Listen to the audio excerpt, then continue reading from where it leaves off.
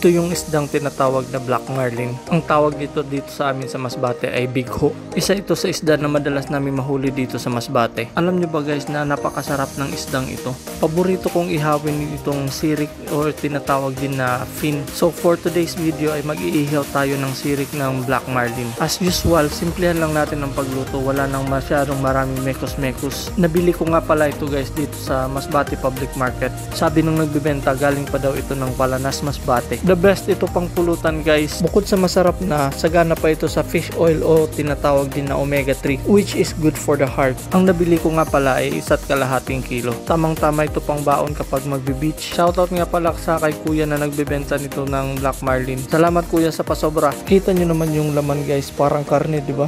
Napakasarap nito. Woo! So tara na, rekta na tayo sa beach. Welcome to Buntod Marine Sanctuary dito sa Masbate City. Pang hindi maliit ang pinanggalingan nito ah. Pagkatapos mahugasan ay titimplahan na natin itong sirik ng bigho. Ang tawag niyan dito? Bigho, black marlin. Black marlin. Black pepper and salt lang guys kasi malasa naman na itong isda na ito.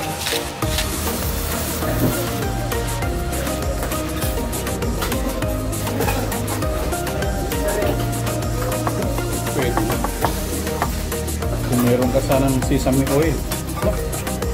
Sarap yan.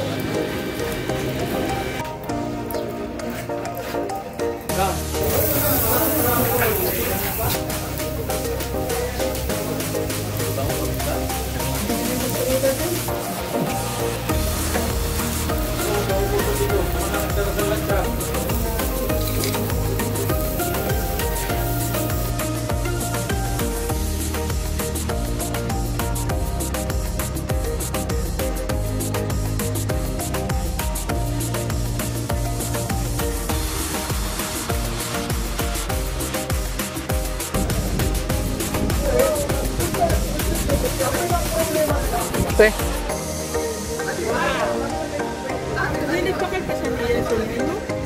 Saan?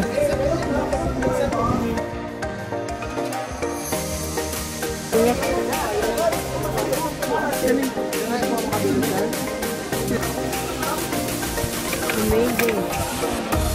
Pag-amin yung lamba ko. Init. Init.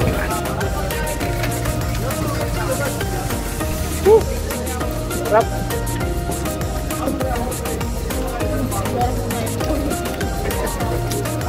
Oh, ganyan. Ano naman yun na part? Base yan. Ano, tilawan mo. Leo ka na Leo. Sirik ka lang. Mukhang taba ng karne. Sarap. Facial expression mo Yeah? dito. Nag-aasay bulaki yun? Nanit. Mga karne baka. Ano ni Manny Nuli? Sa pambabae naman. Galit yun.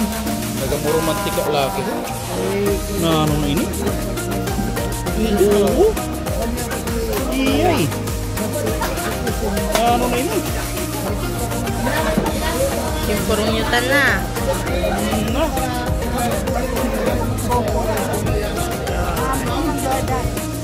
So that's all for now. Thank you for watching guys. My name is El Nino. Checking out. Hasta la vista. Peace.